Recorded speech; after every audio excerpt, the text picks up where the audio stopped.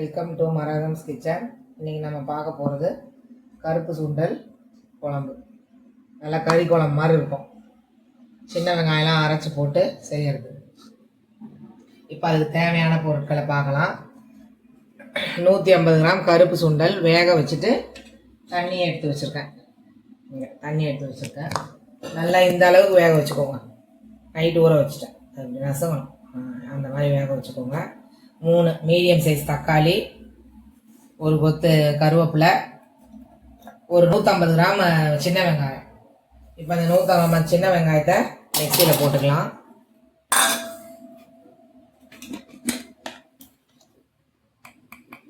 கொஞ்சம் மஞ்சத்தூள், 1/2 ஸ்பூன் மஞ்சத்தூள். இந்த சின்ன ஸ்பூனில் 1 ஸ்பூன் இஞ்சி பூண்டு பேஸ்ட். இந்த ஸ்பூனில் கரம் மசாலா, இந்த ஸ்பூனில் கரம் மசாலா. இந்த சின்ன ஸ்பூனில் டீஸ்பூனில் 1 ஸ்பூன் வெறும் மிளகாய் பொடி.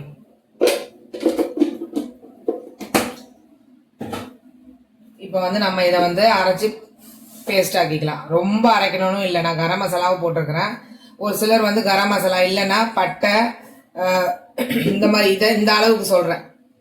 2 சின்ன பீஸ் பட்டை, 2 லவங்கம், ஒரு அந்த ஸ்டார், இது ஒரே ஒரு ஏலக்காய், அதை போட்டு இந்த சின்ன வெங்காயத்தில் வச்சு அரைச்சிக்கோங்க. இதே மாதிரி மிளகாத்தூள், இதே மாதிரி இஞ்சி பூண்டு பேஸ்ட்டு, இதெல்லாம் போட்டு அரைச்சிட்டு செய்கிறவங்களும் செய்யலாம். கரம் மசாலா இருக்கிறவங்க இந்த மாதிரி பண்ணுங்கள். நம்மளுக்கு ஈஸியாக இருக்கும் அரைக்கிறதுக்கு எல்லாத்துக்கும். அது இன்னும் ஒன்று அரைப்படாது. அதுக்காக இப்போ நம்ம அதை அரைச்சி எடுத்துகிட்டு நம்ம தாளிக்கிறத பார்க்கலாம். இந்த மாதிரி அரைச்சி எடுத்துக்கோங்க. ரொம்ப நைஸாக இல்லை பாருங்கள். சின்ன வெங்காயம் அரைச்சதே உங்களுக்கு தெரியும். ஒன்று அப்படியே சும்மா ஒரு பீஸாக இருக்கும் பாருங்கள். ரொம்ப நைஸாக இருக்காது. அந்த அளவுக்கு எடுத்துக்கோங்க. சின்ன வெங்காயம் நம்ம அரைச்சி எடுத்துருக்கோம். கொஞ்சம் ஒரு சின்ன பெரிய வெங்காயமும் போடணும். நான் சொல்லலை, சரி தாளிக்கமோ சொல்லலான்னு பார்த்தேன்.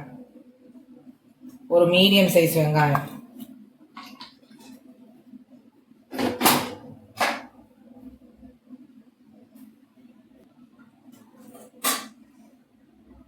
இப்போ நம்ம ஸ்டவ் ஆன் பண்ணிக்கலாம். கடாய் சூடாகிட்டு இருக்கு.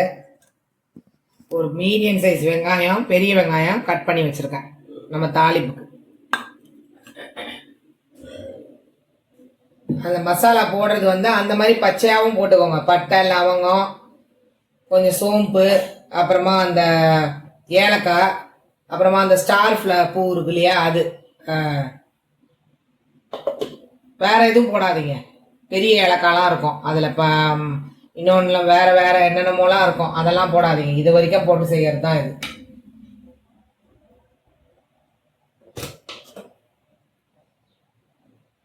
எண்ணெய் ஒரு 1.5 ஸ்பூன். இந்த ஸ்பூனில் 2 ஸ்பூன் ஊற்றிருக்கேன். இப்போ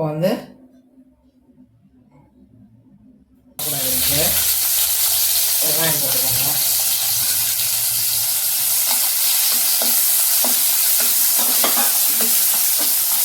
மீடியம் ஃப்ளேமில் வச்சுக்கோங்க.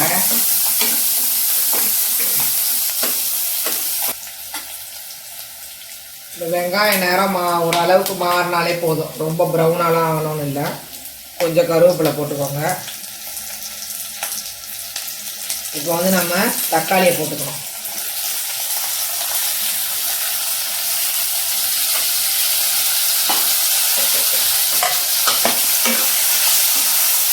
நம்ம ஃபயர்லேயே லைட்டாக ஒரு 1/4 ஸ்பூன் உப்பு போட்டு வேக வச்சுருக்கோம்.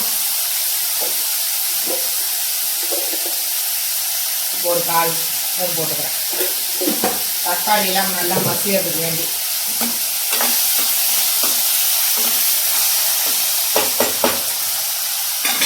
போட்டு இந்த மசாலாவை போட போகிறேன்.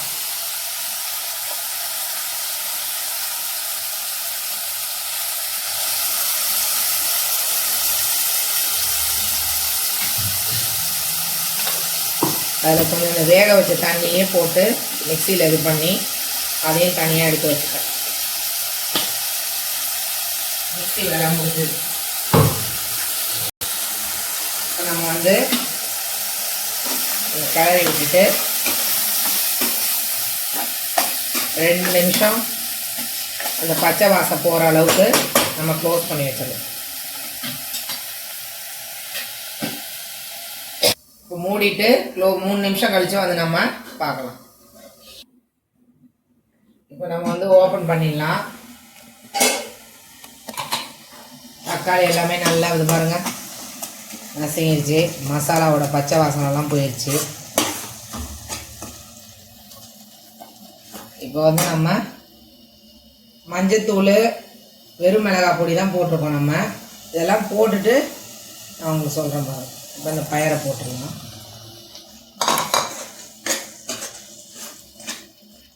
கையில் கூட வச்சுக்கோங்க.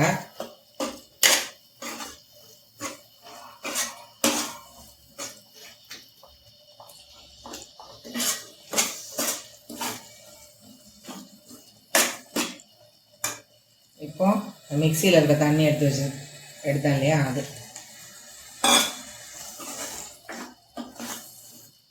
அப்புறமா பயிர் வேக வச்ச தண்ணி இருக்குது பாருங்கள், அதை ஊற்றுறேன். அது வந்து ஒரு சின்ன கிளாஸ், ஒரு மீடியம் சைஸ் கிளாஸ் அளவுக்கு இருக்குது. இந்த கிண்ணத்தில் 1/4 கிளாஸ் இருக்குது. அதான் வேக வச்ச தண்ணியே ஊற்றிருக்கேன். இப்போ இந்த ஸ்டேஜில் வந்து உப்பு டேஸ்ட் பண்ணிக்கோங்க.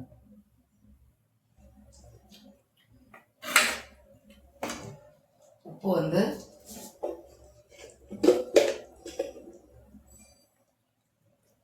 கால் ஸ்பூன் போட்டுக்கோங்க, போதும், கரெக்டாக இருக்குது. இப்போ வந்து குழம்பு மிளகாய் பொடி ஒரு கரண்டி போடுறோம், 1 ஸ்பூன். ஏற்கனவே நம்ம வெறும் மிளகாய் பொடி போட்டிருக்கோம்.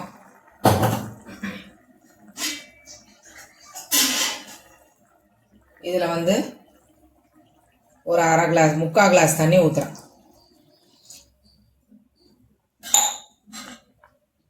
இதில் புளியெல்லாம் ஊற்றக்கூடாது. இது நல்லா சாப்பாடுக்கு நல்லாயிருக்கும். சாப்பாடு, சப்பாத்தி, தோசைக்கு, இட்லிக்கு எல்லாத்துக்கும் கொஞ்சம் சாப்பிட்டுக்கலாம். கரெக்டாக இருக்கும் உப்பெல்லாம். இதே மாதிரி செஞ்சு பாருங்கள், வேறு லெவலில் இருக்கும். ஏன்னா இதெல்லாம் உடம்புக்கு நல்லது. சின்ன குழந்தைங்களாம் அந்த பயரெலாம் எப்படி கொடுக்குறது, இந்த மாதிரி நசுக்கி நல்லா, ஒரு சிலர் இப்போ என்ன பண்ணுவாங்க, மிக்சியில் அடித்து கூட சாப்பாடு ஊட்டுவாங்க. அவங்களுக்குலாம் இன்னும் நல்லது. குழம்பை கொஞ்சம் ஊற்றிட்டு பயர் எடுத்து அள்ளி போட்டு, ஒரு சிலர் வேணுன்னா குழந்தைங்களுக்கு தேவைன்னா உருளைக்கிழங்கு கூட போட்டுக்கோங்க, இல்லை அவிச்சு தனியாக வச்சுக்கோங்க, வேக வச்சு உருளைக்கிழங்கு போட்டு குழந்தைங்களுக்கு கொடுத்துடலாம். இந்த பயர் குழம்புலாம் ஒவ்வொரு பயர்லேயும் இப்படி இந்த மாதிரி குழம்பு செஞ்சு குழந்தைங்களுக்குலாம் கொடுத்தா நல்லது, உடம்புக்கு, பெரியவங்களுக்கும் நல்லது. இப்போ இதை வந்து ஒரு 8 நிமிஷம் நம்ம க்ளோஸ் பண்ண போகிறோம். 8 நிமிஷம் கழித்து நம்ம திறந்து பார்க்கலாம். குழம்பு ரெடி ஆகிடும். அது வரைக்கும் கொதிக்கட்டும். இப்போ வந்து நம்ம ஓப்பன் பண்ணிடலாம். 8 நிமிஷம் ஆயிடுச்சு. குழம்பு கரெக்டாக இருக்கு. நம்ம தண்ணி ஊற்றுனது கொஞ்சமாக வற்றிருக்கு. ஓரளவுக்கு இதை இந்த மாதிரி தலைன்னு இருந்தால் தான் நல்லாயிருக்கும் சாதத்தில் ஊற்றி சாப்பிட. நம்ம மீதி இருந்துச்சுனாலும் சப்பாத்தி, தோசை, இட்லிக்கெல்லாம் சாப்பிட்டுக்கலாம். இதை நீங்கள் செஞ்சு சாப்பிடுங்க, சூப்பராக இருக்கும், வேறு லெவலில் இருக்கும். இப்போ எல்லாம் காரம் எல்லாமே கரெக்டாக இருக்குது. புளி ஊற்றக்கூடாது. இதில் கருப்பு மூக்கடலை குழம்பு ரெடி ஆயிடுச்சு. இது உங்களுக்கு பிடிச்சிருந்தா லைக் பண்ணுங்கள், சப்ஸ்கிரைப் பண்ணுங்கள். Thank you friends.